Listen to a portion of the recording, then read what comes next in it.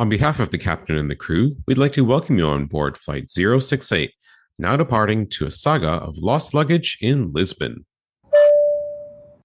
Cabin crew arm doors and cross-check.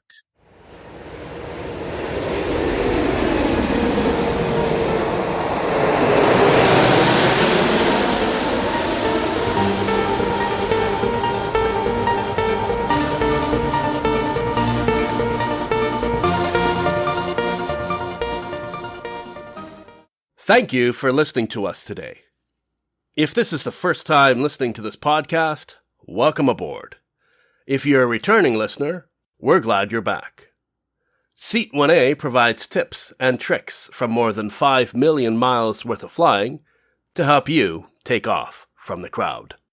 In today's experience recorded on the 1st of December, 2022, we're going to look at an interview that we had with one of our fans and listeners about a saga about her recent trip to Portugal and what happened with her baggage.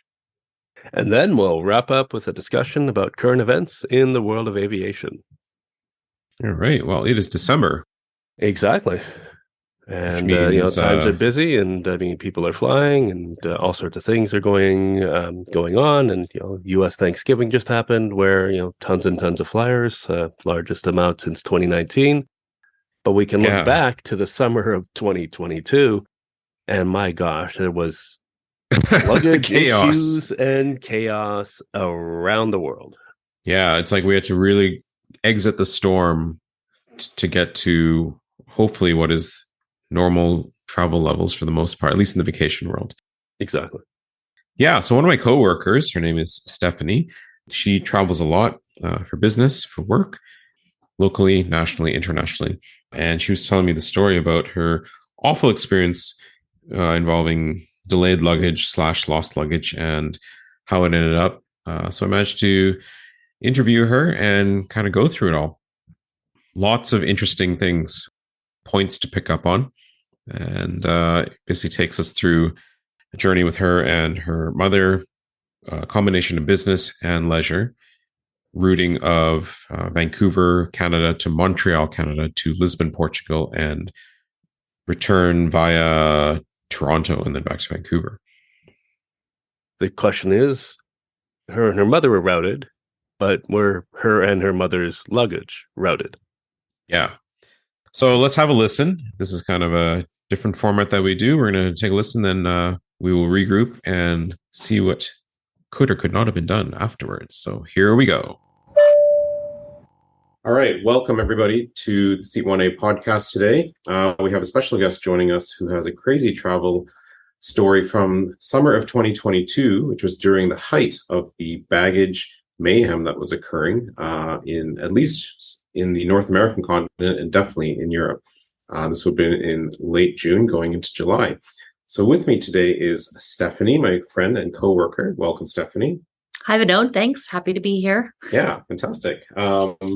So lots happened this summer, and we can't wait to hear about it. So for our listeners, we're kind of going to run through Stephanie's trip, which was a lovely trip to Portugal. And I believe it was half business, half pleasure. That's right. Yeah. The sort of anchor, the intention of the trip in the first place was to go there for work. I do international business development for a big city here in Canada. And I needed to be in Lisbon from July 1st to the 6th. And I decided a few months before the trip that I'd like to try to extend it. And I invited my mother to join. My mom is a pediatric nurse and has had a tough couple of years with COVID. And I thought if she felt comfortable traveling, that this would be a really nice opportunity for her to get away and that we could spend some time together. So she was keen on it. We decided to go together. After I was finished work in Lisbon, our travels took us to Porto and the Algarve area. So amazing. Yeah, it was great. It all sounds good to start for sure. Yeah. Didn't quite go as planned though. Yeah. Okay, so you're going to go to Portugal, pleasure, then work, and then pleasure, and then wrap it up and come home. That's right. Yeah. And there's a few sort of key things to sort of where things went awry here. First being my mom had booked sort of the lowest possible fare economy ticket. And so when we arrived to the airport, because I travel quite a bit for work, I have an airline status that allows me to check more than one bag complimentary. So, and this is Air Canada. This is Air Canada, yeah. Okay. So when we arrived to the counter, I said to the person helping us, my mom is going to check her bag under me because I can do it for free, which was fine. So we checked both the bags under my status, and I will admit, like, this must have been right at the start of when the baggage calamities were happening. Otherwise, I'm sure I would have seen this on the news. This was June 28th that we were leaving. I'm a pretty avid news consumer. So the fact that I was not aware at all, I would have been anxious if I had known this was happening. So anyway, we landed in Lisbon on the 29th, sorry.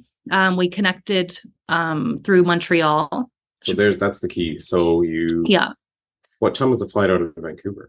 Gosh, that's a great question. I to be honest, off the top of my head, I can't remember. Just daytime general. Yeah. Okay. I could look it up, but how long did you have in Montreal to connect?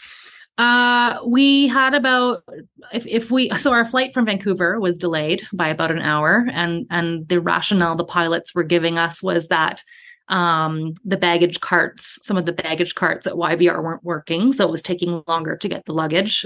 So we ended up having about an hour to connect in Montreal. We rushed to our connecting flight, which was late in the evening, Montreal time, and we were anticipating that if that flight left on time, our bags might not make the connection. Right. And I had sort of prepared my mom saying, our bags might not make this tight connection if the Montreal plane leaves on time. So, we might need to prepare ourselves for a night without our luggage when we get there. Yeah. The Montreal flight ended up being delayed by several hours also. So, so I thought, this would give our bags enough time to make it. I was feeling happy about that. So your total ground time in Montreal, several hours, all said and done, was 3+. About 3 hours, yeah. Okay. So we had quite a bit of time in Montreal, and when we landed in Lisbon, it was about 10 o'clock in the morning, and we were waiting at the carousel. And I will say hats off to the Lisbon air team there, because at each luggage carousel, it was kind of telling you how many more carts were coming from the plane with luggage. And oh, wow. So we were watching all the luggage come out, and nothing's coming. Nothing, our bags did not come. And it even said on the little screen, last cart arrived. So we were like, okay, well, if the last cart has arrived with luggage and our bags aren't there, this is a bad sign. So we were not the only ones. There were probably about 40 people. And as it turned out, all these people had come from Vancouver through Montreal. So it was somehow our plane's luggage from Vancouver that did not make the Montreal connection. Had 3 hours. Exactly. Delay connection. Yeah. Brutal. Okay. Yeah. So, I decided to stay and wait around the carousel, hoping a miracle would occur, while my mom went and stood in line at the lost baggage area, which was, woefully understaffed. I think there were 2 people working, and our flight was not the only one that had issues. So there was a very long line. And the staff at the Lisbon airport were lovely. Obviously, this is not their fault. They were trying really hard to keep up, and they were prioritizing people who had, medicinal needs or medical issues attached to their luggage, or people with very young children and babies. So, it was taking a very long time. We were waiting in the airport for hours, and I think about 2 tickets had been addressed. So at this point, somebody from the back office came out and said, if you're traveling with Air Canada, we recommend you just leave, go to your airport and phone in the issue, and they'll open a file number for you. Interesting. But you had all your baggage claim stubs and all this information. We did, yeah. So we did that. I wish that we would have been told that right away, because we had to postpone our bicycle trip that we had scheduled for later that day, which we missed because of sitting in the airport for hours. Summer clothes that you don't have on you anymore. Yes, that's right, because you're traveling in travel clothes. Exactly. Yeah. So you don't have. It's very hot in Lisbon. This was also the start of Europe's heat wave that we were there for. Yeah. So we didn't have our sandals or our shorts or anything, t-shirts. And I travel in pretty nondescript, not particularly attractive looking travel clothes. So I had, so many cute vacation outfits planned. It was a real heartbreaker not to have those. So we went into the hotel, phoned in our issue. They created a file number for us, which allows you to go to a website called Web Tracker, where allegedly, once you enter your case file number, it will tell you when your luggage is scanned and moves so that you can track where your luggage is going to be. So we had that file number, we checked online, and, everything seemed to be entered correctly. And regardless of the status update, we decided that we were going to go to the airport the next morning, because to me, it seemed logical, because this flight happened several days in a row. The logical thing might have been that loaded on the next flight. Exactly, the next night's flight. So at this point, did you know the bags were in Montreal? No, we didn't really know where they were. And the person that had entered our file number said it would take like 24 hours to be updated in the system. Okay.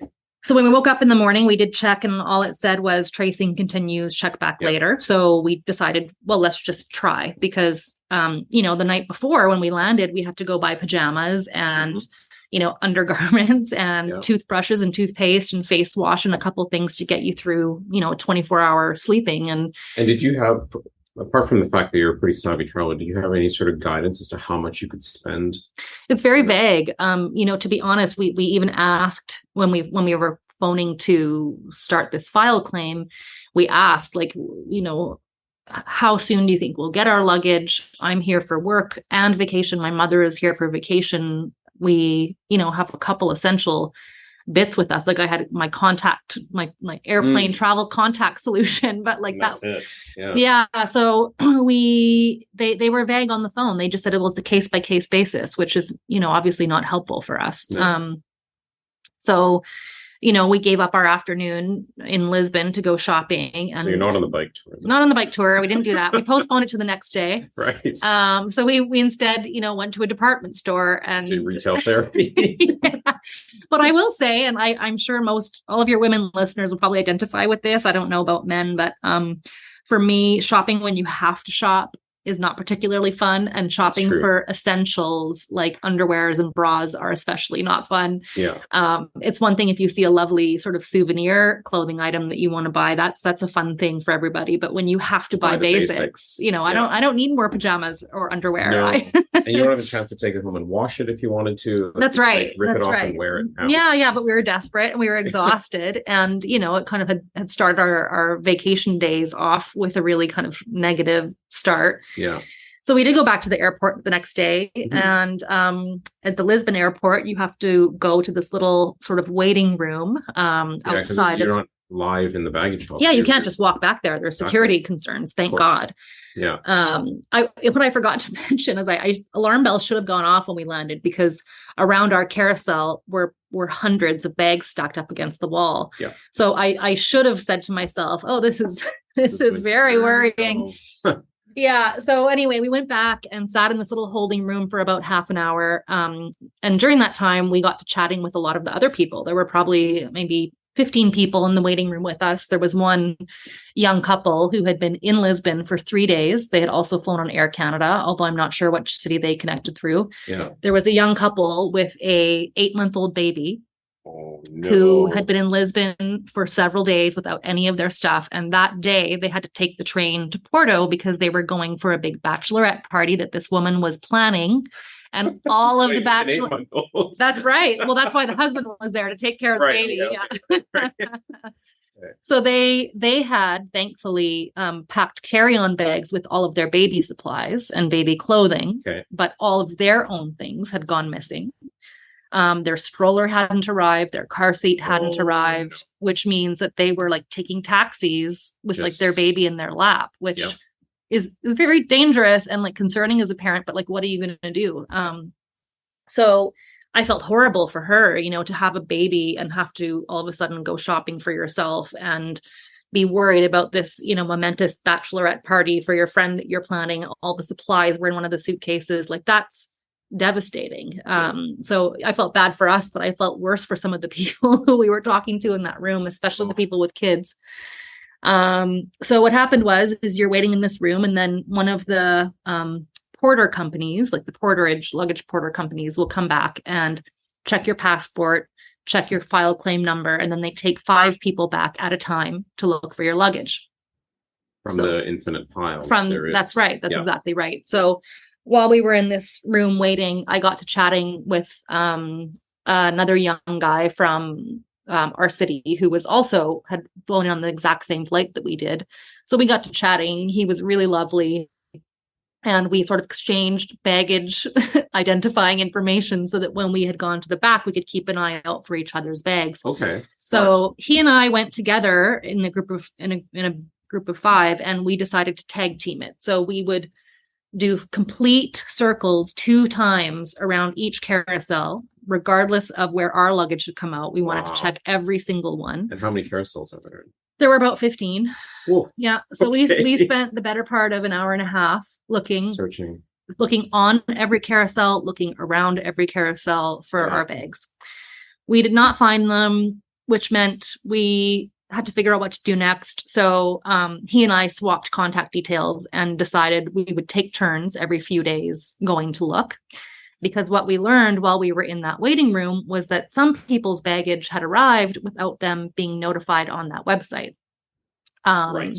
So they had just come back to look, and they did happen to walk out with it, not from our flight, but from flights that had arrived several days prior. Yeah. And the technology behind it is it needs a human being to scan that bag, and then it updates in the system. But when you have this infinite pile of bags and nobody to work, there's nobody scanning. So that makes sense. Yeah. So we did call Air Canada, and they did tell us that the last time our bag had been scanned was in Montreal, and that the situation in Montreal was fairly dire. Getting worse day by day. That's right. And they just said it will take some time, check back in a day or 2. So we obviously were checking regularly. I was checking several times a day because we only had 2, quote unquote vacation days before I had to start working. So, and the working part was in Lisbon. The working part was in Lisbon. So we arrived in Lisbon. In the same city. Yeah, we were in the same city. Exactly. So the instructions that we had put onto this website was to send our luggage to the hotel that we were at. I mean, we happily would have gone to the airport, whatever got us our bags the quickest. But so, after 2 days, we did do our bike tour the next day, but we had to go buy shorts and other shoes and, sunglasses and all the stuff that's in your luggage. Stuff that doesn't fit you. Sunscreen. Exactly, right? Yeah, exactly. Yeah. And at some point you're kind of like, okay, am I trying to buy clothes that will replace what's in my luggage? Like, what if I never see my luggage again? Which is a very real possibility. Right. It was a bit terrifying, when you see all those bags stacked up in the airport, and some of them had been tagged from like a month previous. So you're like, well, these poor people haven't seen their bags for over a month. So, and they're probably at home. Oh, surely they're at home, or they're on like a bus tour somewhere or something. So like in another country. So, then my mom and I were like, okay, so are we trying to buy clothes that will get us through a few days, or are we trying to buy clothes that we will love for a long time? And it feels really wasteful to buy clothes that you just, will get you through, that you might give away or throw away after after you get your own stuff. Yeah. And obviously it's one thing to be able to go shopping in your own country where you're familiar with all the stores. You're like, oh, if I want jeans, this is where I'll go. If I want a bathing suit, this is where I'll go. But when you're in a different country, you are not familiar with the stores. It just takes a lot more time to go around and get all the stuff that you need. So, and unfortunately, you can't be picky about price either. Well, that's it. You need the stuff. Well, you need the stuff. And if you find something you like, you just buy it. And again, because it was very unclear how much we'd get reimbursed, we got what we felt we needed, that we liked enough to wear. And you're not out there buying Prada and Gucci. No, we're not those kind of people anyway. So anyway, we got a couple things to get us through a few days. We did our bike tour on the second day, which was really fun. Our friend from the airport that we'd met there, he went back again that second day to look, and again, nothing. So I started work on July 1st. I had to go buy work clothes that second day, which involved, work shoes and several pairs of work pants or skirts. And we had an evening function where we were hosting. I had to have more of like a dress for that. We had a presentation we needed to do. We were meant to be wearing very similar outfits for this presentation. The last thing I need is another black blazer, but I had to buy one. Oh, this sounds so stressful. And in the meantime, your credit card's getting used and abused. That's right. Just racking it up. Yeah, that's exactly right. Money that I was not anticipating spending at all. I'm not sure how you're going to pay this back. Well, yeah, exactly. How long is it going to take to get reimbursed? And again, in the back of your head, you keep thinking, like, for example, I was working from the 1st to the 6th. I knew in my head all the different days of sort of functions I needed to be at, and what kind of shoes I would need to have to be standing in a booth all day versus shoes that I might wear for a presentation or at an evening function. Yeah. And so even like I needed a bag to move my laptop. Like, thank God that was in my carry-on, but like I had to have like a work purse that I could take my laptop to instead of my rolling my little carry-on luggage around. So, you kind of keep hoping your luggage will arrive. So in your head, you're like, oh, I don't really want to buy a dress for that night because it's in the bag. I have what I need and I'm hoping it'll get here. So you're pretty much going to the store almost daily. Every day, Vinod. It was so frustrating. It was so frustrating because you're like, it's going to get here. I don't want to buy that because first of all, you probably haven't seen it just off the cuffs and you don't really want to go looking for it. Yeah. So then you're like, it's going to get here. It's going to get here. You put it off and then it doesn't. And then you have to go shopping again. So it did feel, especially for me who had work functions, it felt like pretty much every day I was spending a significant amount of time needing to do a bit of shopping. And again, not what you envision needing to do when you're either on vacation or when you're and your focus working. is thrown off. Like that's exactly right. Yeah. And you're trying to buy things that can do double duty for vacation and work. And it was a frustrating process. So while I was working, my mom was on vacation time. So she was going to the airport basically every other day. The days that our friend that we met at the airport, when he wasn't going, my mom would go. And every single time it's wasted money on the metro or the Uber, right. Yeah. Not knowing if we'll get reimbursed for that either. I mean, you're fortunate Lisbon, the airport's not insanely far. No, it's quite close. Yeah. If you use metro, it's not bad. It's maybe like a 15, 20 minute, journey to get there, depending on where you're staying. But then you're wasting time sitting in that room, getting to queue in. That's right. And some days with the amount of people, it would take hours to get escorted back. Then you're looking for another hour or two. So plus what we learned is that there also were several back rooms filled to the brim with luggage. So then we started looking through those rooms too, because the porters said, you should go look there too. So it was, needle in a haystack is like really an accurate description of what this felt like. Yeah. And I will say, we obviously ended up having to buy replacement luggage and we bought bright orange luggage because what you also learn is that everyone in the world has a black rollerboard. Yep. Yeah. And, I always had this little pink ribbon tied onto my handle, but in reality, so many people tie a ribbon or something pink or red or rainbow or something. So it's not a helpful identifier. So we bought bright orange luggage because once we were leaving Lisbon, we realized we'd have to buy something to take all these clothes around in. It's one thing when you can just kind of put them in the drawers of your hotel room, but then, we were taking the train and taking flights and you can't carry it around in the bags that you bought them in. The trunk of your rental car. Exactly. Yeah. So we did buy luggage and we actually decided once we were leaving Lisbon that the best course of action would be to change the instructions on our sort of website tracker information would be to send the bags just back to Vancouver. Like at this point we had bought so much enough to get us through. And like we were hand washing things in the room. We were sending things to the hotel laundry. Like I would say a fraction of what was in my real suitcase were things that I tried to replace, The other thing you don't really realize is the value of the items you have in your bag. Like if your luggage has been missing for more than 3 days, they ask you to go online and within that web tracker site, you have to actually, maybe it's an Air Canada site now that I think about it, a lost luggage claim. You have to list every single item that's in your suitcase, including the color, the size, the brand, what year you bought it, what dollar amount you bought it for. Ooh, what year you bought it? Yes, because I'm assuming they're like figuring out depreciation. Yeah. So like for my stuff alone, and again, I do not wear brand name stuff, like probably the highest end thing I had in that suitcase was Banana Republic stuff for work, which is, I would say like quality and fairly priced, but I'm not talking design. No. So when I tallied all the shoes, some of the presentation equipment that I had in there, all of the vacation clothes, the jewelry that I had in there. And again, this is not expensive jewelry. This is not, solid gold. It came to close to $4,000. So like when you're packing for like a multi-purpose trip for several weeks, you know, you actually have a lot of stuff in there. And for me, it was items that I loved. You know, I was bringing my cutest outfits to be photographed in on my vacation days. For the Instagram. That's right. And, you know, these are also memories with my mom. And, you know, we had been like, you know, prior to the trip, my mom's like, oh, I got this, like these cute comfy shoes. Oh, I got this cute dress. Oh, I got this cute bathing suit cover up. So like you'd spent money leading up to the trip planning for it, right? And the $4,000 is your bag. My bag alone. Yeah. So yeah. So my bag alone. So I, in the end, for the replacement value of all the items that I bought was about $1,900 Canadian, like after the conversions from euros to Canadian. That's about how much I spent. Yeah. Which again is significantly less than the value of what was in my suitcase. And so anyway, what I was saying earlier is when we were leaving Lisbon, we decided to go home and change the instructions that if they found our bag in Montreal, that turn it around. It would just go to Vancouver. Yeah. Because I can get one of my neighbors to collect it from in front of my door if it happened to go home.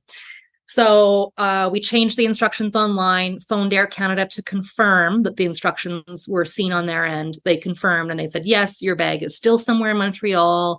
The moment it gets scanned to go anywhere, you'll get an alert. And you're saying you're calling Air Canada. How long are you spending on hold? You know, I'm really lucky because of my airline status. I had a priority number to call. So I never waited longer than a few minutes. But that said, I was specifically talking to the lost luggage Air Canada line. But I do know, like from people on the flight that we were all on together, some of the people commented that they had been on hold for the regular lost luggage line for hours and hours and hours, only to be hung up on. Oh, goodness. So I feel very grateful that I at least was speaking to people. Now, they weren't really able to help me very much. I mean, they're seeing the same thing online that I'm seeing. They technically, you know, I was trying to express to them within the first few days my desire to try to get all of this to me in Lisbon in time for work. And they did say, "Oh, we'll try to call the airport and have them look for it." But I mean, among thousands of bags, it's needle in a haystack, and there's others just like you. Well, there are, and again, you know, I felt worse for people that had little tiny kids. Like it was horrible for my mom and I to shop. But can you imagine having like a baby, or even like a teenage kid, and having to make them shop for a whole new wardrobe on vacation? Like I don't know. It's just not the way you anticipate spending your time. And it's a really discouraging, it's a discouraging way to spend what is meant to be, you know, a momentous occasion. Yeah, exactly. As someone I've worked baggage, right, in previous roles, especially with British Airways, and you're right, all the passion and energy that goes into the complaint or to try to voice downline, it never gets there. No. We just see a list of names and it's just a tick sheet. Mm-hmm. Like if I see Stephanie, you need to find her bag. I'm like, okay, I don't care who Stephanie is. Really. No, I know. I'm just working here. I need to find a bag.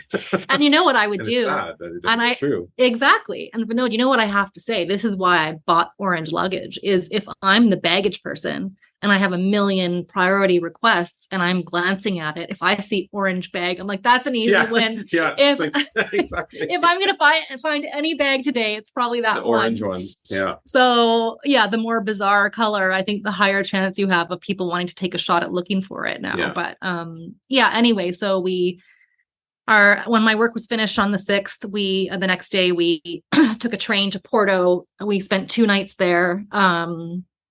Had a lovely time, and then flew down to the Algarve area on the south part of Portugal. We rented a car when we landed there. Oh, sorry, who did you fly down with on that? It was TAP. Okay. Yeah, it was TAP. Lovely experience. They're, I think, part of Star Alliance. They did a great job. We did have large luggage. We checked it and we sort of told them, like, no, this is nonstop. But like, please, for the love of God, this has to get there. And we explained it, and they were kind of not laughing, but they were very empathetic. And they just said, oh, we totally understand. Like within Portugal, we are not having these problems. It's international flights that are coming here. Yeah. The one thing I forgot to mention is, as we're doing all this shopping around Lisbon, you know, even things like makeup, you know, makeup brushes, hair products, your straightening iron for your hair, like all this dumb stuff that you keep forgetting that you had in your bag and you need. Every time we went, you know, for example, we went to Sephora to get replacement makeup. we were saying like, because you're buying everything that you need, which is several items of makeup, and we would say to the people at the cash register, like, oh, we arrived 4 days ago from Canada and our bags never made it, and they're like, oh, you're like the 8th person today, like this is the story of and I mean, not specifically Air Canada, but for sure, like everyone was needing to do this. Anyway, so we flew down to the Algarve and rented a car, spent a few nights down there, and then on the 12th we were driving back up to Lisbon, where we were going to drop our car off at the airport, spend one more night in the city, and then depart on the 13th of July.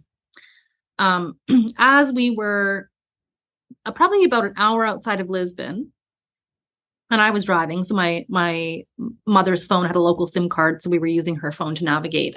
My phone was the one where we were WhatsApping our little friend from the airport who we had met from our flight. Yeah.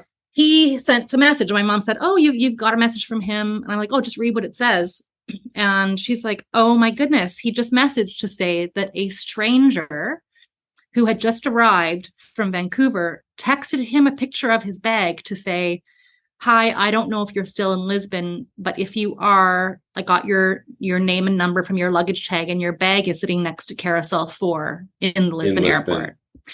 I screamed. Tried to keep the car on the road. No, I cannot tell you, like, the amount of adrenaline that coursed through my body at that moment. Go down on the accelerator a bit. I'm sure I almost crashed, and like, talk about distracted driving. So, and you posted this online. I remember this got quite a flurry of activity when you put this whole story. Yes, it was on my Instagram stories, and they're the most probably interacted stories that I've ever had. And I mean, a lot of my international clients follow me on there, and we're like waiting on bated breath to find out what was going on. Yeah. So anyway, I phoned him right away. So we were on speakerphone with him, and my mom and I were like shrieking. And I was like, "Oh, can you have him look for our bags?" And he's like, "Yes, I've already asked him. I told him what you're." Oh, right, because he's getting tested for his own. That's right. Random stranger. Okay. The random stranger. So our airport friend, who I'll leave unnamed, he had said, "Don't worry, I've already asked him to look for your bags." My mom then takes her phone off the sort of GPS thing and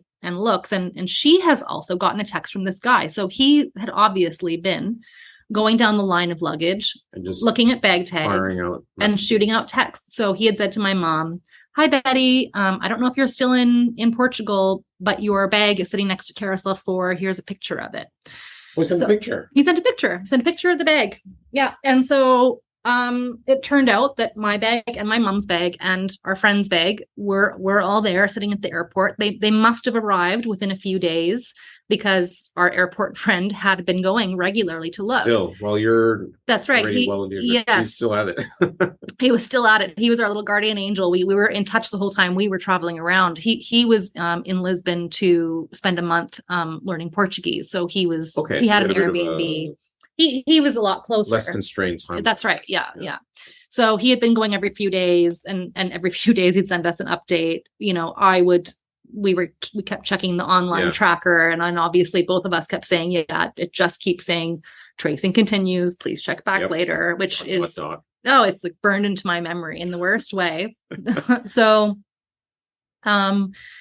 we obviously saw on my mom's phone that her bag had been found by the stranger, and then moments later our friend said, "Oh, he just messaged me, Stephanie, that he's found your bag also." So our bags were there. So we were over the moon. My mother texted this stranger from the airport back to say, "You have no idea, this has made our trip. Like, we've been waiting for 2 weeks, and we leave tomorrow." And when we logged in to look at that tracker website, it still said tracing continues, please check back later. So there was no update that it even crossed the ocean. No, I'm certain that Air Canada thought it was still in Montreal. Wow, that's shocking. I know. Because it's called a rush bag. When you forward a bag without the passenger and it's secure, it's called a rush bag. Mm-hmm. There's a tag associated. There's a scanning, and there should be a scan that it boarded a flight. Yeah. And, I mean, maybe they didn't scan it when it came off, but at least that it gone on a plane. I don't know. I honestly don't know. I mean, I at that point I didn't even really care what the website said. No. I was just so over the moon because I was actually scared that we would never ever see it again. At this point, for the probably about a week and a half, there were so many news stories Yeah, this horrifying. is early July is when yes. things are really peaking on this. Yeah. So, seeing thousands of bags everywhere, it was honestly really sort of a defeating sight to see. And we kind of had given up hope of ever seeing our things again. Yeah. And again, these are some of our most loved, it feels silly to say that about, sort of worldly possessions, but your favorite shirt, the well-worn right. shoes that have trekked the globe with you, like there's value to stuff. Right? There is value. Yeah. There's emotional sort of value to some of those things too, like meaningful pieces of jewelry or, I don't know. Anyway, so now your bags are there. We're over the moon. Yeah. So we said to our friend, he said, I'm going to the airport to get my bags. Send me your file claim info. Send me the pictures of your luggage tags. I'm going to see if they'll let me take your bags out of the airport with me. Right. So we did that, and we, we're driving as safely and fast as we could because we were so excited. So we went to our hotel that we were spending that last night in. Went up to our room with our new luggage and all of our new clothes, dropped them off, and then took the car to get gassed up, and then took it to the airport rental car drop off. And this is part of that. That was already. That was a part of our agenda, no matter what. Yeah, okay. Exactly. So, we were very excited. So we got to the airport, begged the car checker guy to very quickly inspect the car because we're like, our luggage has just arrived after 2 weeks of waiting. And if you could please check it fast, that would be great. We want to go retrieve it. So he was really sweet and very quickly looked through the car and gave us the sign off. So we were so excited. We literally ran to the arrivals part of the airport where our friend, like, the timing couldn't have been better. Like, he was literally walking out of the sliding doors with all 3 pieces of luggage. Oh, wow. They let him take it. They did. Yeah, because thankfully, the woman from the porterage service at that sort of part of the airport remembered that he and I were combing the airport together. We kind of teamed up here. Yeah, and we were also very nice to her that day, and she had a lot of people be not so nice to her, I think, which people get frustrated, and I'm sure they lash out at whoever's closest. And that's the classic line I remember working is that you lost my bag.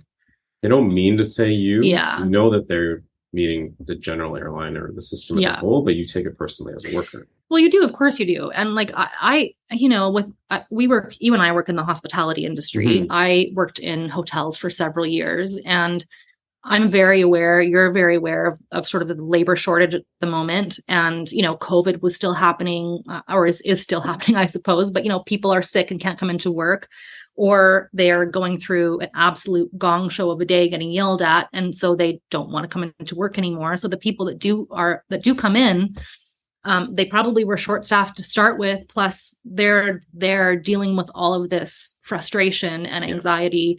It's got to be, I think, one of the worst frontline jobs to have had this past summer. And so that first day when we were looking for our bags, we were distraught and sad, but definitely tried to be kind to these poor people who were dealing with the brunt of it.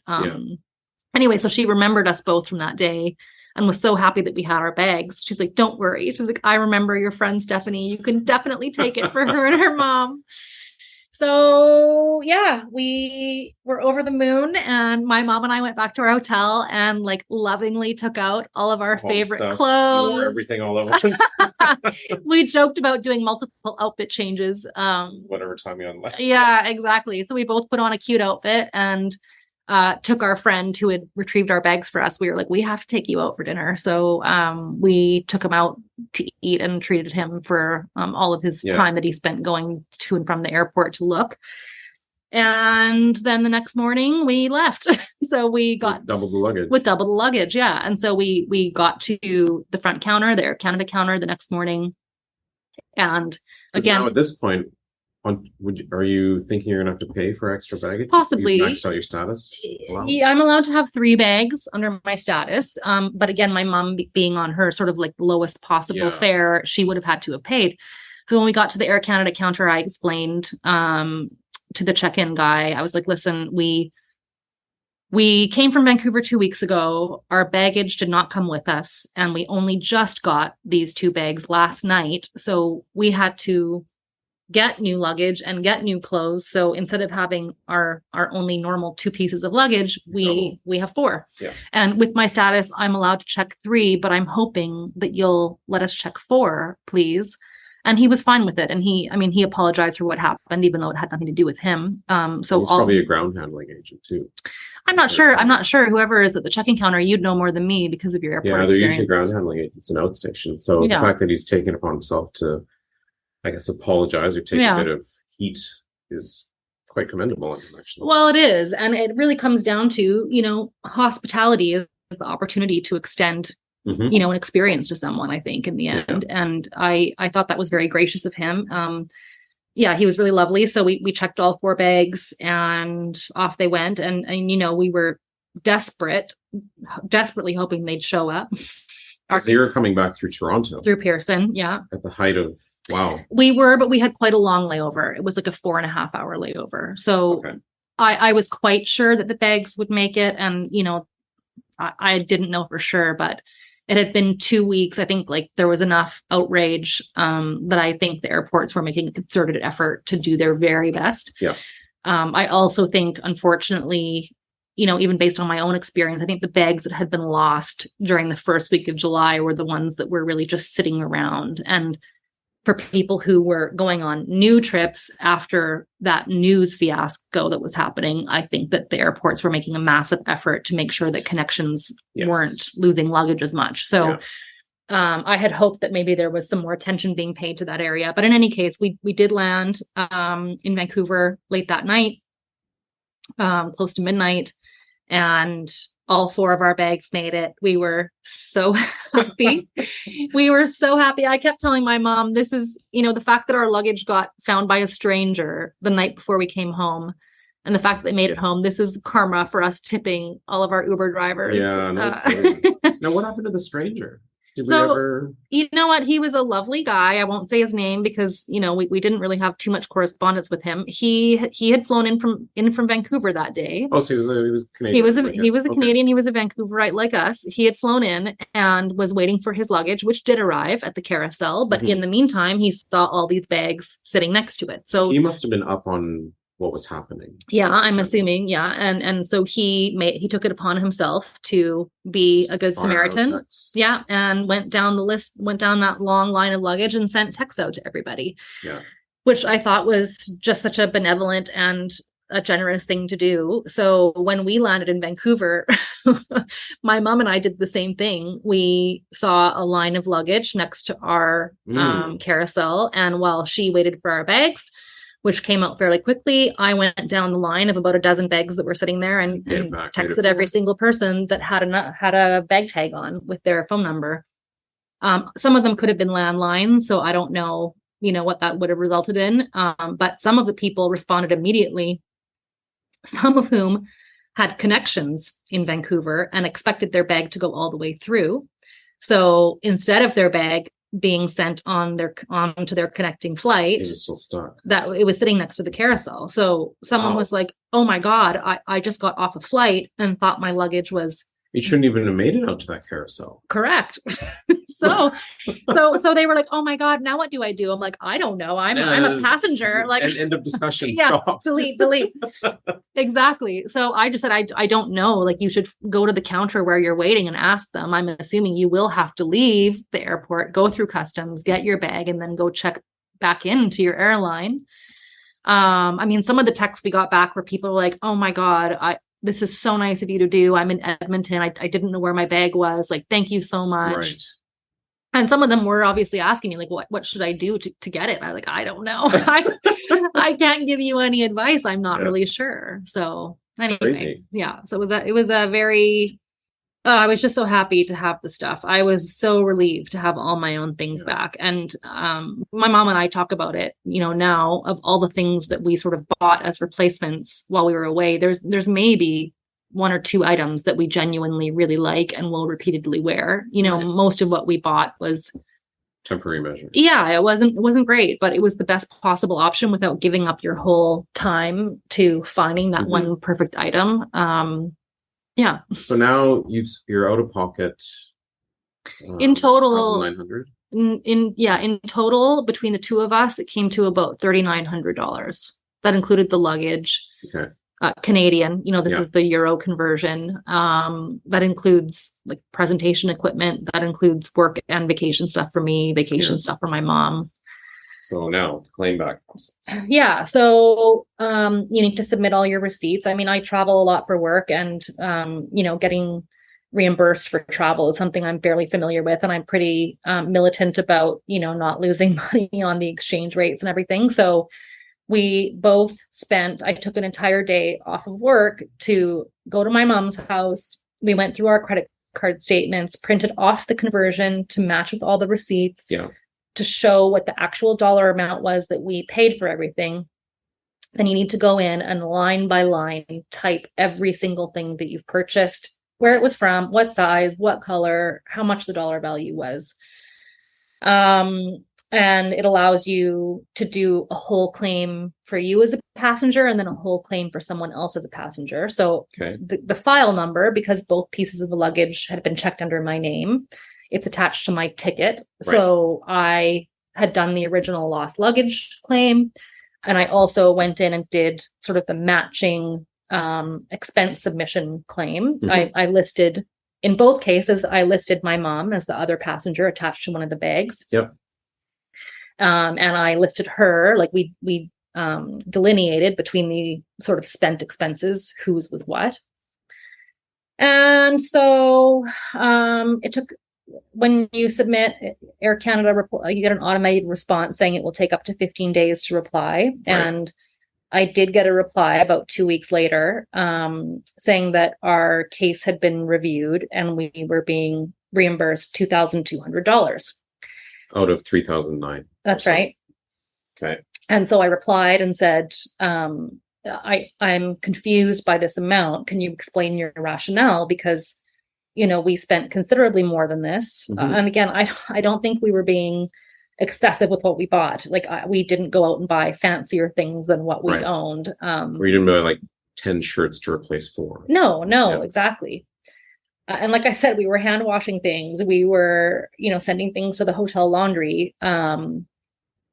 So we had several exchanges with the Air Canada representative. And in the end, their rationale is that because both bags were checked under my name, they can only reimburse one person. And, they're citing the Montreal Convention Act as their rationale for that. But having read it myself now, I don't think that there's any justification for that. And it's very frustrating because the agent that checked us in at no point said, oh, you should probably check your own bag, even though it's going to cost you, just in case your luggage gets lost. Yeah, because they don't think to. But if they already knew that lost luggage was an issue, I would have expected them, because this kind of give you a heads up. Yeah, it was happening. So as a basic customer service, like preventative measure, I do think that they should have said at the desk, it's better for Betty, my mom, to check her bag under her own name, even if it costs $150. Because in the event that your luggage is lost and you need to make her own claim. That's right. So, but at the same time, they could also have waived that fee, like the way the agent in Lisbon did. That's right. That's exactly right. And having worked it, it's a hit of a button. That's exactly right. To waive a fee. Yeah. Wow, that's not good. No, it's not good. So we had several back and forths about it, and at this point, I'm kind of at a loss for what to do. My mother and I have now also both submitted receipts to Global Alliance, like the insurer that works with Avion Visa, who we booked our tickets on. And that is completely dead in the water. I have no idea what's going on. It's all automated, and it is nearly impossible to get a reimbursement. But in that case, the maximum reimbursement is $500. So even if we did get each $500 from the visa, so 3,200. You're like climbing there. Yeah, it would help. It would help. Yeah.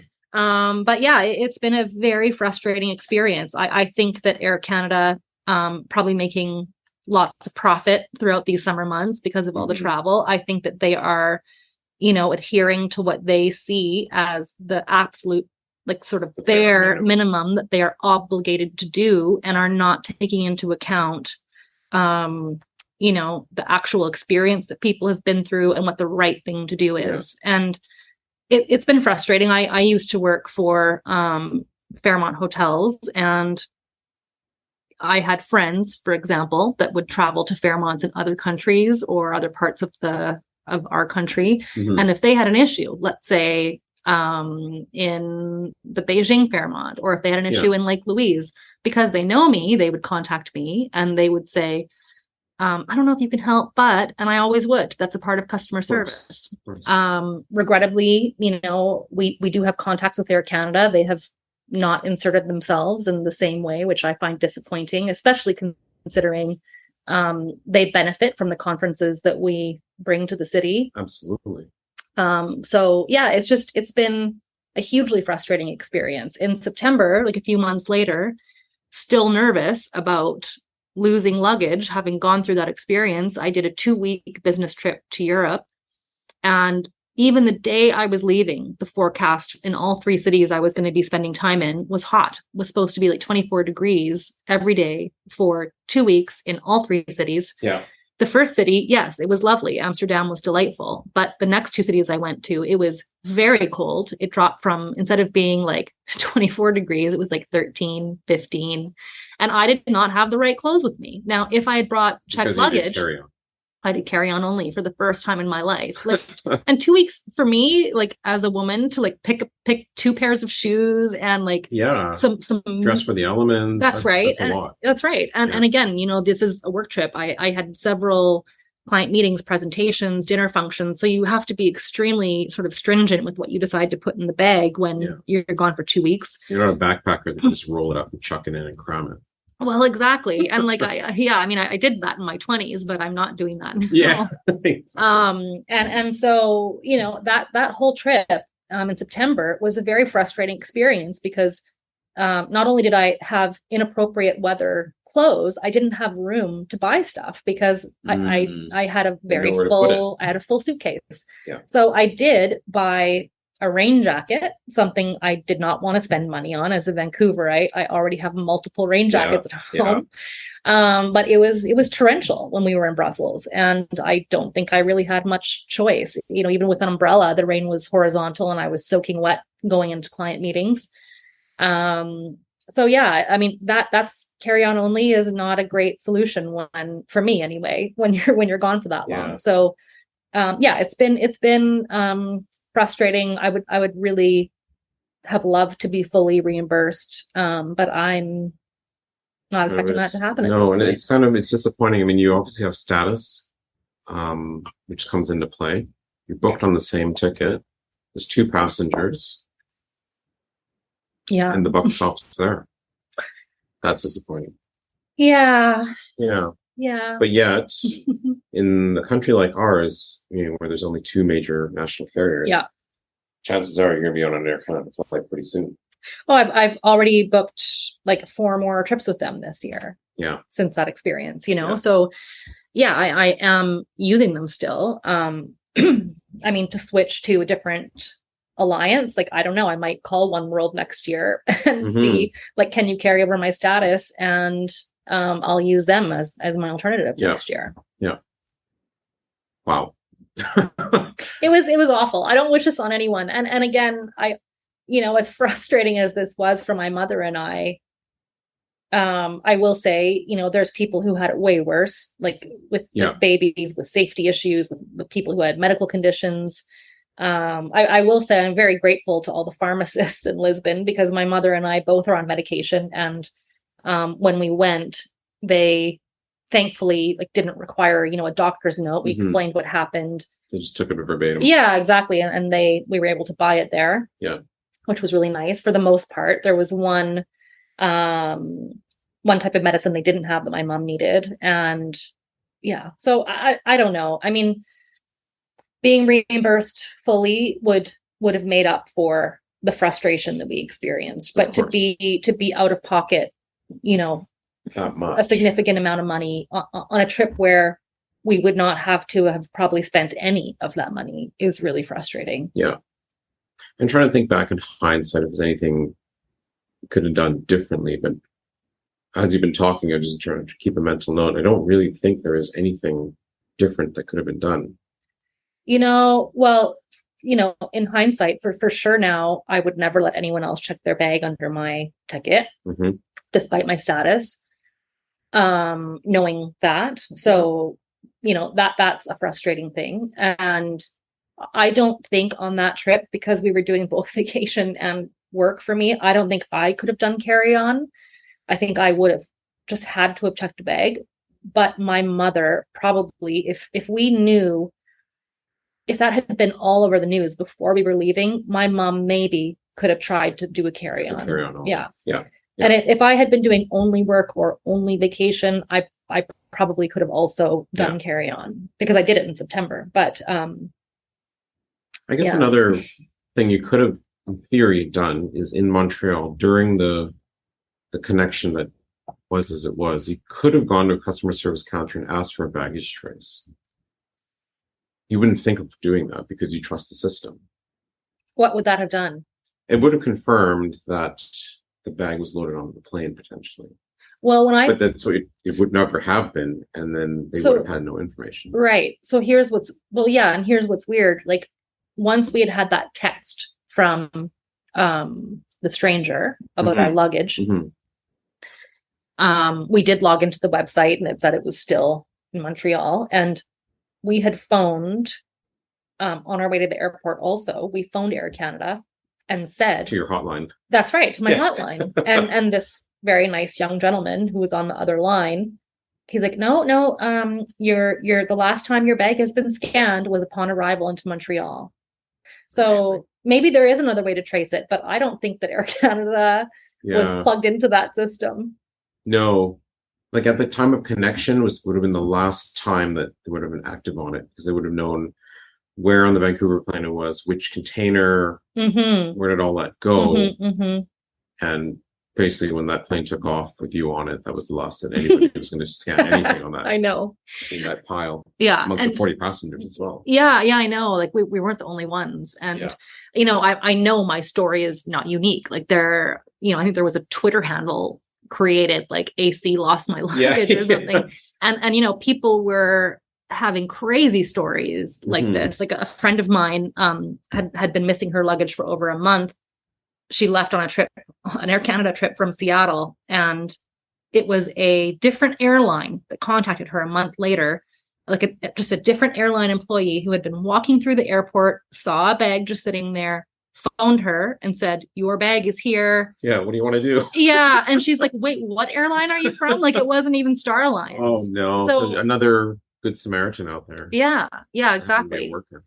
Yeah. And I actually was hoping there was a way to volunteer, like as a hospitality person. I kept thinking to myself, oh my God, what's happening to all of our conference delegates when they're arriving here? Yeah, exactly. I can imagine that there are people coming here from all around the world who have the same issue. I actually wanted to go volunteer at YVR and walk around. Yeah, that's right. Because at the time, as far as I have understood it, they were hiring security guards to monitor, like essentially a pop-up warehouse full of luggage. Yes. I would have happily have walked through that doing that exact same thing, just phoning people. Yeah.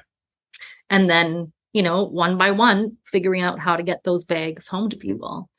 And I think that's what people want. Like, even if you've been home for weeks, and even if you've replaced things with what you just want your stuff back. You want your stuff back. Simple. You're emotionally attached to that stuff. And on a lot of trips for any occasion, you're bringing the things that you really love. Yeah. And, it does, put you in kind of a weird headspace, and it definitely alters your experience when you're traveling and when you're home. And I mean, it's probably marginally better to lose your luggage on your leg coming home, because at least you have your own things at home. Yeah. And the direction of travel of said bag. Yeah. Because had the stranger not existed, yes, had your, teammate not existed, your bag most likely would still be either in Lisbon, or if they actually didn't dispose it, maybe you would have received it back by now. Well, I don't know. I'm confident it would have sat in Lisbon, and then I don't know what would have happened. Like, there's maybe horror stories where bags they just say forget it. That's exactly right. That's exactly right. And I have to believe, based on the great hospitality we were shown at the Lisbon airport, that those workers probably would have made an effort to get it home to us, but you don't know. And that's your fear. You imagine all these things that have sentimental value getting auctioned off or thrown into a dump or whatever. And that's kind of gut wrenching, it's, and like you also in your head when you know the value, like the actual dollar amount to everything, and that you're never going to see that again. It was awful. And I don't know if I would have ever seen it again if it weren't for that stranger. So like that was, this is kind of awful to say, but that was one of the highlights of our trip, like getting that text from that stranger saying your bag is here. Like that perked us up. Like that made us happier. It did. It really did. Like don't get me wrong. Like my mom and I had a lovely time. But it was a theme, it was a recurring theme. Like, oh, I wish I had this, or like, that thing I would like right now is in my bag. And then the hours wasted chasing it. The hours wasted. And the dejection you start to feel when you realize you might never see it again. Yeah. And had it not been for that stranger, I don't really believe that we would have ever seen it again. So no. I'm super grateful. Like he is our little guardian angel, and very grateful to him. Yeah. Amazing.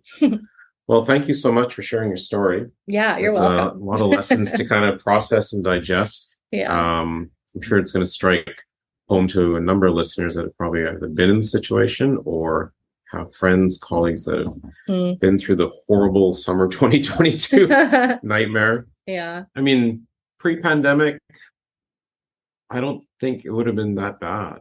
A 3-4 hour connection to Montreal, that's nothing. That's I mean, ops. I know I've been traveling like this for over 10 years. Yeah. I probably have 250,000 miles to my name, and I've never had this happen. And I check a bag every time I go. Yeah. So this was awful. I mean, my next trip is to Barcelona at the very end of November, and it's one thing to pack for a trip when you expect the weather to be quite warm.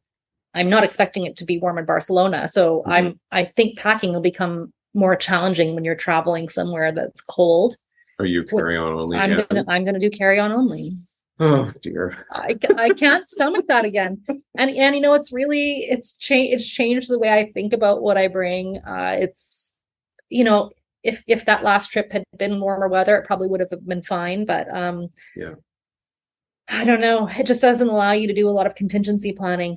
So this is where I sit with you and advise you as a former flight attendant how to get the maximum use of your suitcase. Yeah, totally. Well, I've got all the compression bags. Nice. I have a million like teeny tiny containers. And the thing's 10,000 pounds. You have to show no strain looking into the overhead bin. Easily done. I've been doing bench presses, Vinod. I'm gonna have no problems. Can't you see the Hulk? Yeah. Exactly.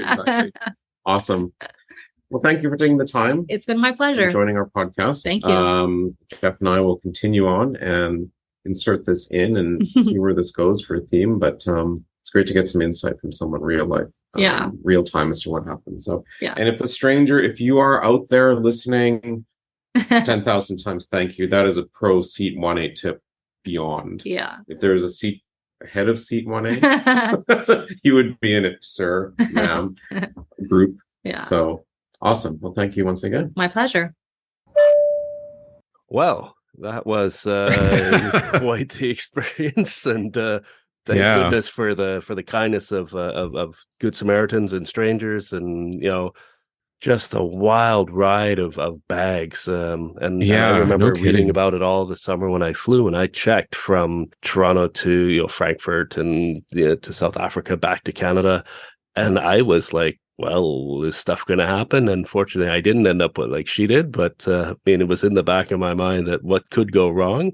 And I remember sending you a picture when I got to Pearson at one point this year, and it was just like all the bags up against the wall. Yeah, like Bagmageddon, right? Yeah, exactly.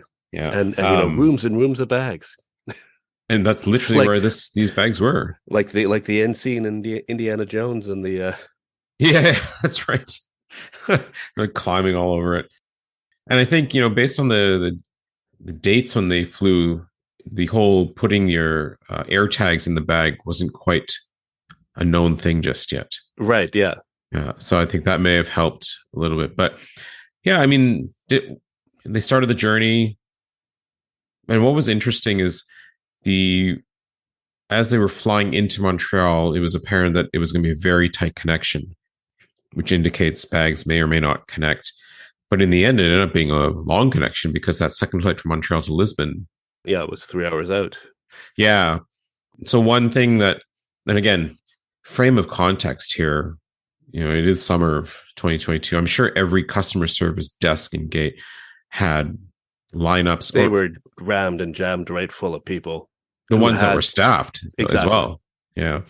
I mean, in hindsight, we could say, and this is just like a general pro tip, you can always get an agent to go into the system and check when and where the bag was last scanned. If you ask a gate agent on boarding, forget it. The computer's in boarding mode.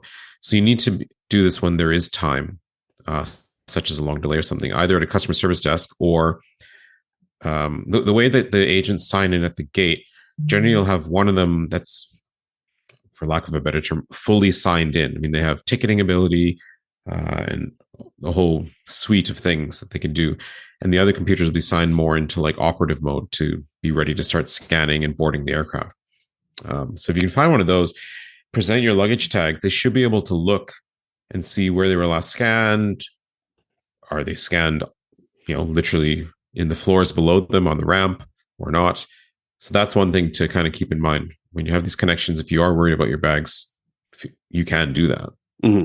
Yeah. So what else? So then they flew, they landed, and then it all began. I mean, everything that happened on landing, they did everything right. They waited in line, they spent the time, they invested the hours, they treated those agents with the respect that they, yep. Yes. And I've seen this, and I've been on the other side of that, where people come off the plane, they don't have their bags, they come in with the fist flying saying, "You lost my bag." I'm like, no, I did not. If you want me to find your bag, please treat me with some respect here. And I can then lose it again. That's right. Yeah. And there's only so much that a baggage agent can do. I mean, as we saw, you fill the form, take the paper, and go away. Yeah. And wait for info, because there's nothing, if there's no more info in the system, then that's it. If you're liking this episode experience, you may also enjoy Experience 16. South by South. Wait, what's happening with our flight and bags?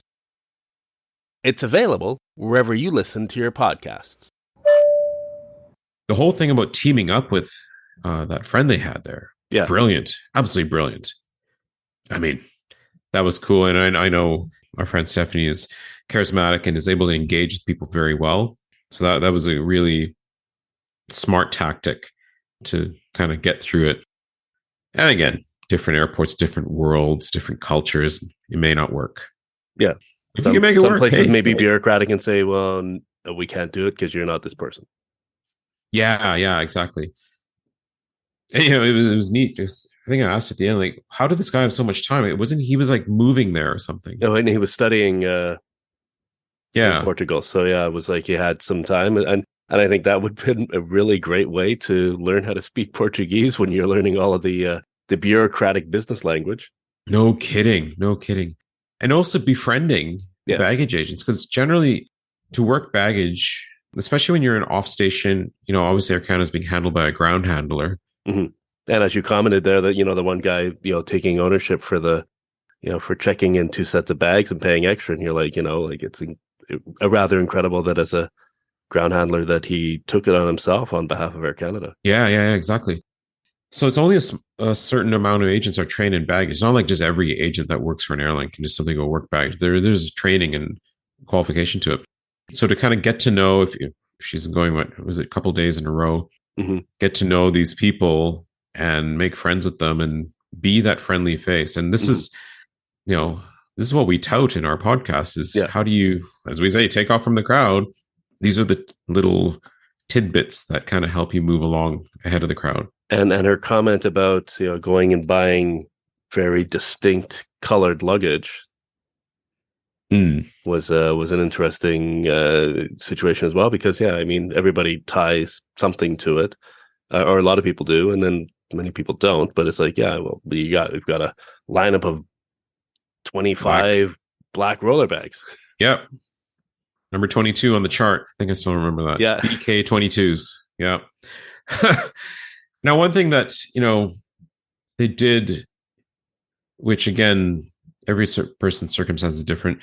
They opted to continue on with their life and their trip. I've seen a lot of people, they just keep on coming and cry the worrisome sorrows of woe. It's like, oh my goodness, my life is ruined. You've lost my bag. I can't do my trip. And I can see it in certain cases, say like you're on a destination wedding, something, and you know, the bride's dress is in one of the luggage. I mean, that obviously would be not tragic, but I mean, definitely something that would definitely prospectively not make it as could ruin it, depending on how much investment they've put in it, right? So, but for the most part, if you're traveling with stuff, I mean, there's sentimentality for certain clothes you have and stuff that's in your bag, but you can move on. Yeah. And I think, Stephanie and her mother quickly realized that they may not ever see their bags again, unfortunately. Mm-hmm. So they had to just soldier on and spend. Now, they had the ability to spend and bear that debt, which, as we heard, has taken months to kind of get the wheels to roll. Yeah. You may not be able to do that. You may not have that kind of room or ability, but you got to move on. But it seemed like they didn't have much rescue clothing in their carry-ons. Yeah, that was one that struck me too. That and based on what we talked about in, say, the previous experience, making sure that you've got, a base layer, make sure you've got something.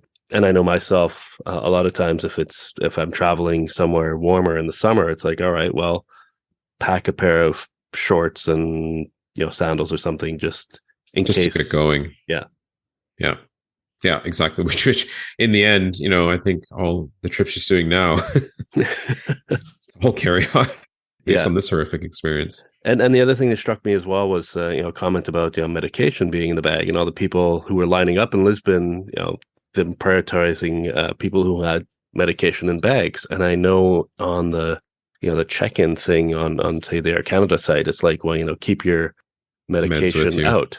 Yeah. I mean, if it's liquid medication, obviously that makes it difficult these days. But if you've got pills or other things, it's like, keep it with you because you don't know. Yeah, exactly. So with the bags, I mean, no updates, obviously. And in hindsight, it's easiest for us to say this because we realize, and we can talk about this now, that, the labor shortage was enormous, a monstrosity. I mean, it's still a labor shortage, but it's slowly catching up. But at that time, the fact that they were checking online and, she was able to use her status to cut through the call queue a bit, at least, but no updates. There's nobody available to scan the bag. Yeah. And that's what was brutal in this, is the lack of information. I'd rather be told the bag is in Montreal, but it's not moving. Yeah. At least I know it's somewhere and I can have peace of mind. But this it was just in the ether. It was just and it's like updates. A hope sandwich or something. Yeah, exactly. So for them to have to cling on to that, nothing to cling on to. Yeah, was brutal. So yeah, really, really crappy experience for them. I mean, in the end, that Good Samaritan. Wow, if that Good Samaritan had not existed, they would have crossed back into Canada, and the bags would have been stuck on the other side of the ocean. That's true. Yeah, and when I was listening to it, there's that auction place in Alabama that gets all of the that's where their stuff would have gone, probably. Luggage. And I'm just thinking, my God, these auction places that do this, I mean, the 2022 and 2023 lots are going to be absolutely incredible because all of these bags got crossed over and mixed up and people weren't able to match up with them. So who knows what's going to be there. Exactly. So yeah, I never thought about that until then. I've always walked by lost bags or delayed bags, and even blink and thought they'd all been taken care of, right? And if you're standing sometimes in these airports, you wait a long time for bags. Even the best airports, sometimes you're waiting half hour, 40 minutes for the first bag to pop out. If you have a SIM card, if you're a local, or if you're connected to a network, that's not a bad idea. It's very thoughtful. Yeah, I must say. Just firing the image out or just sending a thing to the whatever's on that tag. And we've said this in our previous episodes, like that information on that baggage tag is critical to make sure it's up to date. Don't just write your name, but have an actual active point of contact, even if it's an email, right? Yeah. So, yeah, I mean, now they're home. the bags came, and that compensation process is a whole nother thing. And that's a very interesting point, is when someone asks you, what's the value of the contents of your bag? Do you know it when you fly? I don't know. God, no. I'm just like, the stuff. This shirt's like, 5 years, 7 years, 10 years old? I don't know. Yeah. And we'd never be able to pin it. I mean, if you have $1,000 suit in there, you can, that's exactly one easy thing. But as she was saying, a lot of the rest of it is, there's definitely qualitative and sentimental value to a lot of things, which you can't put a dollar figure on. And you don't think of this when you're packing. So next tip is maybe start just kind of having a ballpark amount. So that when you're under that high pressure and on a call center phone or with an agent, you have to throw a value, you can have some number to deliver. Yeah. Obviously you're going to shoot high. Right? And certain things are easy to pin, a pair of shoes, pair of heels that maybe you don't wear often that are still significantly new. But you're right, like my 7-year-old black Blundstone boots, I love to bits, and they're, carved to my foot. Yeah, okay, it was like 280 Canadian dollars the day I bought them, but they're worth nothing now. But yeah, you guys think of replacement value. That's all they're after. Yeah. Right, if I go buy a brand new pair, well, it's okay, there's 280. There's a number I can start throwing in. So, yeah, interesting point. Now, that point about the agent saying that because the bags were both pinned, her mother's bags were booked under her. They're something checked in under her. Yeah, it doesn't quite line up, right? Yeah, and hopefully we'll have a way to fact check that. Something sounds really bizarre with that one, because they were booked under the same PNR. Everything was booked together. They're flying as one. Whether it was mother, daughter, husband, wife, parent, child. Yeah. It shouldn't. Weird. Yeah. But at the same time, from a purely business, financial numbers point of view, I can see it making sense on pen and paper. Mm-hmm. Because you're compensating per passenger, not number of bags per passenger. Right, yeah. Yeah. So that's one to check. And maybe that's this airline in particular. Is it a question to ask when you check in? That's a good one. I mean, a standard check-in agent, having been one and having run one, a team, I don't think they necessarily know the answer unless they're a senior agent. Yeah. It's been around for a while. And where can you go to check that? Good question. That's a very good question. I really have to think about that. I mean, if I was here in Vancouver checking in for, I don't know, pick whatever airline, Turkish Airlines, represented by a ground handling company. You've got a ground handler who probably doesn't know. Yeah. And are you going to stand there and hold up the queue, with your family of 4 with you? For a hypothetical question. Right. That probably only the station manager may or may not have the answer to either. Yeah. Who may be inaccessible at the time. I don't know. That, I guess we'll have to check and get back to our listeners on that one. So, we talked about making sure we've got the carry-on, but it's like, okay, well, if she was going to check her mother's bag, well, I mean, and I think she mentioned it, making sure maybe like her mother does the carry-on of stuff that would have been useful when they landed. So maybe it's a bit of like coordination between people in your group. If you're checking in multiple bags, is somebody in your group having carry-on for everybody kind of thing, like having emergency wear or whatever. Yeah. And these days, with pretty much every airline wanting to have the ability to check a bag, depending if it's regional, domestic, or international, all these things come into play about if you have a certain type of credit card, you get a free bag. Or if you have status, like in this case, your bags are free. So inevitably, you go to the lower cost option. Mm-hmm.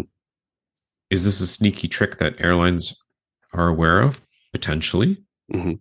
Or is it a consequential thing saying, well, because you did that, this is what applies, which is too late by that point. Right. Yeah.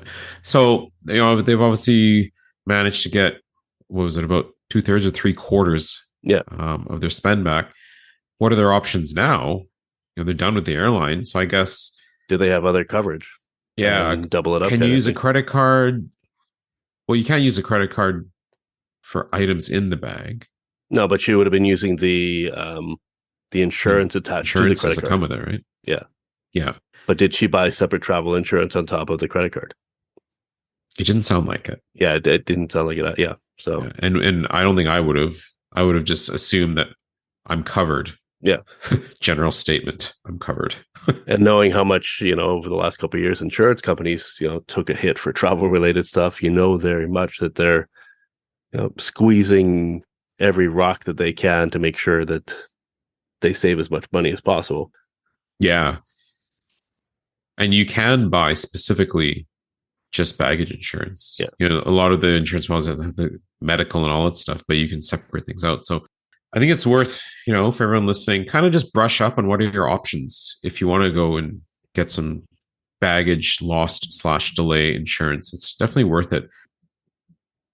How you do it, if you're just do it something quick online, but to have that, to think about that as you're leading up to your trip, put it on your task list. Just check, think about your routing, where you're going, what's happening. May not be a bad idea. So yeah, we'll continue to check in with her and see if any more comes. But it sounds like, they've gone through a lot of the battle, and what's going to happen next may be a bit of a painful one. Mm-hmm. Yeah. You're going to pursue it. Interesting, the points as well about, using your contacts. She always had some corporate contacts. Yeah.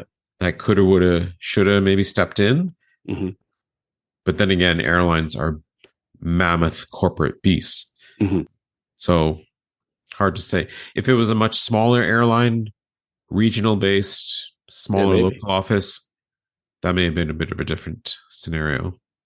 And then on top of, say, insurance, it's like, are there any extra coverages or protections or things afforded by the Department of Transport in the US or Transport Canada or, say, European Union? Are there things due to the airline error, for lack of a better word, that you can prospectively go that way? Exactly. Yeah. So yeah, all the best to Stephanie and her mom getting the rest of it back. Yeah. A lot of lessons learned, and it was a great interview to kind of just get that perspective onto what happened, because fortunately for you and me, none of that happened. Yes, exactly. Summer. Yeah, exactly. When you flew with bags and I flew with bags, or checked bags. So yeah. Exactly. Fantastic. All right. So what's up in the news these days? Yeah. Well, dovetailing off of our last experience, there's an article here. It's not necessarily news, but it's a very well put together guide. And it's called An Ab Geek's Perfect Christmas Present, The World of Airline Gift Cards. And it kind of goes through how, if you want to give a gift to a fellow traveler, an airline gift card is a very, very nice way to go about it. I'm a big fan of these. I've used them in various ways. I think maybe sometimes people don't realize that they can access these things easily and not necessarily for cash. So in my workplace, we have like those points that you get rewarded when you do a good job. And every so often, assuming I do a good job and get some recognition, twice now I've cashed them in for Air Canada gift cards, straight at cash value, and they're great to use. So sometimes, you have like these grocery store points and all these things. A lot of people don't realize that they are often in the background affiliated with airline or some sort of travel type connection. It's well worth looking at that. So you kind of have to look at, where the person you're giving it to, where are they based? What are they going to maybe use it for? What part of the world? But one interesting thing to note, and again, I've only used the Air Canada gift ones most frequently, is a lot of them have like this underlying clause that you can only use one gift card per transaction.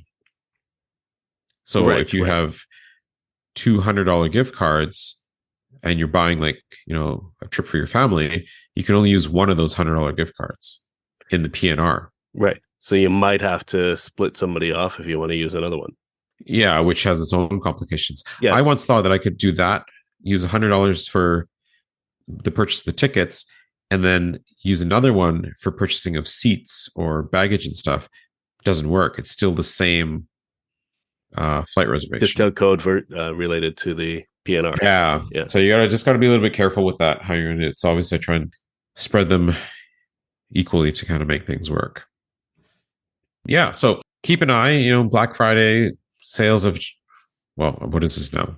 The week of Black Friday week, but Boxing Day is another one coming out, and airlines are really trying to get people back in the air. And I've seen a lot of online presence of Black Friday sales from airlines, which did not see previously. Mm-hmm. So it's good. And, you can buy them electronically, send them electronically, very nice and easy. So something to keep in mind. Exactly. And speaking of customer service and contacting people, I've got one here from travelandleisure.com. Frontier Airlines eliminates phone-based customer service. Instead, the airline promises 24/7 online chat help. Oh, no. Yeah. So, I mean, So Frontier, ultra low-cost carrier in the US. I'm surprised. I don't know. I don't think anybody else does that, say like Wizz or Ryanair or some of the ones in Asia. But I guess it's all coming in due course. The fact that you cannot call and talk to a live human being, that's scary. Yeah. And irritating. Yes. And also, I mean, they comment here that we have found that most customers prefer communicating via digital channels, according to the carrier. But of course, and then customers can visit our website and interact initially with a chatbot, which provides answers to common questions. If live agent support is needed, we have live chat available 24 hours a day, 7 days a week. Customers can also chat with us via social media channels and WhatsApp. And I can understand on a business side entirely why they're doing it, because you can handle multiple chats at once with one person bouncing between screens. But when it comes to say things that have nuance or out of the ordinary situations that'll probably crash a chat bot, it might be one that you need to chat. Like, it would work best to chat it out in person. And then people don't always type as well as they talk.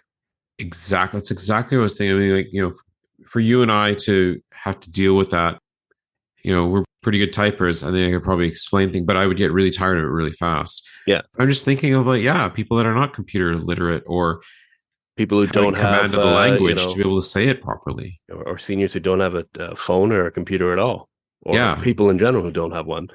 Yeah, this definitely goes against all things DEI these days: diversity, equity, and inclusion. Like, that true, is but it also appears that Frontier is doing a few other things, and they've ticked off a few people in the last little while because they had a $200 million fine from the U.S. Department of Transportation for failing to pay customers required refunds.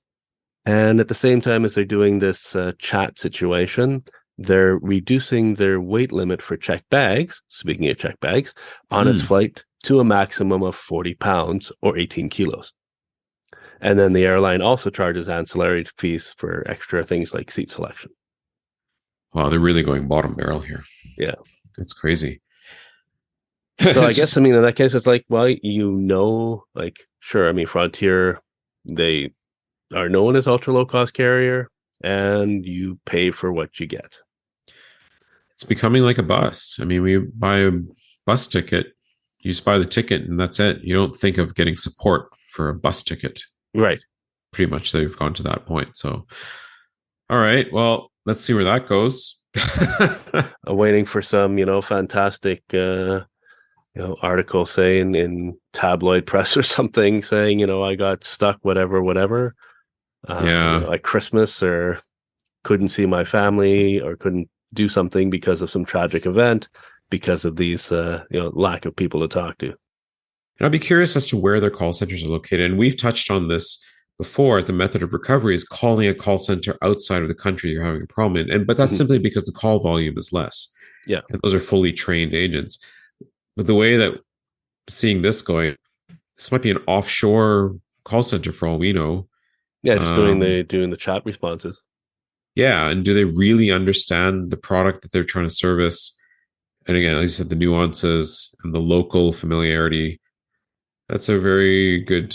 Yeah, it's like, I'm flying from whatever city, I think, Denver, for example, and XYZ happened, with blizzard, whatever. And it's like, yeah, if you had somebody local, be like, yeah, we get it. We know what's happening, what's going on. But, if you've got somebody offshore, it's like, Yeah, I've never seen a blizzard in my life, and I have no idea. Yeah, they just see what's on the screen. So yeah. All right. Good to know. Yeah, that wraps up experience 68 of the Seat 1A podcast. If you liked this podcast experience, be sure to rate us and subscribe. Tell your friends and fellow travelers about us. Make sure you visit us at podcast.seat1a.org for complete show notes. That's Sierra Echo Alpha Tango, the number 1, alpha.org. Feedback, addenda, letting us know where we've messed up. You can send all of that to stories, STORIES, at seat1a.org. If you'd like to support the show financially, we have a page at Patreon, patreon.com/seat1a. Links are included in the show notes. And here's what you can look forward to in upcoming podcast experiences. We are going to look at the airport hotel experiences, traveling with seniors. We'll do a refresh on ticketing. And in our next experience, we'll have a nice surprise for you to ponder on. As always, we look forward to your stories and experiences. If you have a wild, interesting travel experience that you have been through, or if you have an idea of something you'd like to hear on this podcast, please do let us know. We are always open ears and ready to discuss further. Excellent. So until the next time, I'm Jeff. Thanks for listening. And I'm Vinod. You're cleared for takeoff. Have a great flight.